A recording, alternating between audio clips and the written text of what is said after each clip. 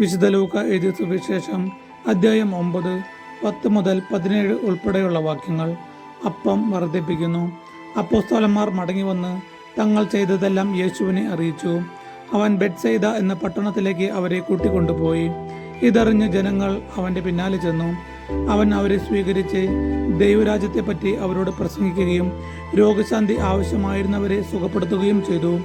പകൽ അസ്തമിച്ചു തുടങ്ങിയപ്പോൾ 12 പേരും അടുത്തു വന്ന് അവനോട് പറഞ്ഞു, നാം വിജനപ്രദേശത്തായതുകൊണ്ട് ഗ്രാമങ്ങളിലും നാട്ടുംപുറങ്ങളിലും പോയി താമസിക്കുന്നതിനും ഭക്ഷണ സാധനങ്ങൾ വാങ്ങുന്നതിനും ജനങ്ങളെ പറഞ്ഞയക്കുക. അവൻ പ്രതിവചിച്ചു, നിങ്ങൾ അവർക്ക് ഭക്ഷണം കൊടുക്കുവിൻ.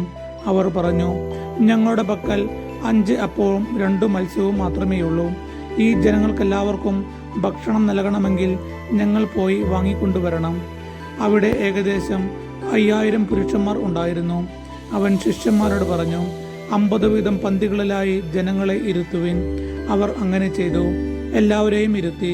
അപ്പോൾ അവൻ ആ 5 അപ്പവും 2 മീനും എടുത്ത് സ്വർഗത്തിലേക്ക് കണ്ണുകൾ ഉയർത്തി അവ ആശീർവദിച്ചു മുറിച്ച് ജനങ്ങൾക്ക് വിളമ്പാനായി ശിഷ്യന്മാരെ ഏൽപ്പിച്ചു.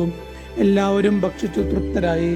ബാക്കി വന്ന കഷ്ണങ്ങൾ 12 കുട്ട നിറയെ അവർ ശേഖരിച്ചു. നമ്മുടെ കർത്താവായ യേശു മിശിഹായ്ക്ക് സ്തുതി.